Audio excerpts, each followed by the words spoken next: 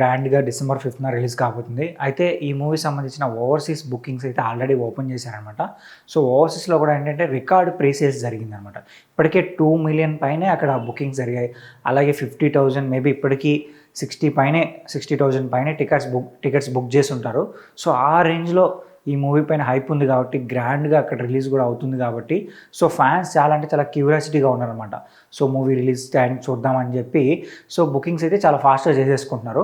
So ఇప్పుడు ఏంటంటే మన తెలుగు రాష్ట్రాల్లో బుకింగ్స్ ఎప్పుడు ఓపెన్ అవుతాయా అని చెప్పి చాలామంది వెయిట్ చేస్తున్నారు.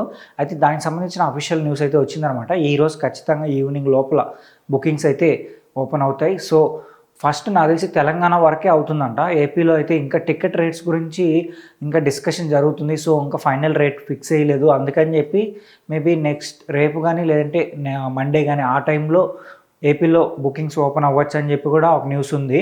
బట్ ఈ రోజు అయితే ఖచ్చితంగా తెలంగాణలో మాత్రం అదే టికెట్స్ అయితే బుకింగ్ అయితే ఓపెన్ అవుతుంది.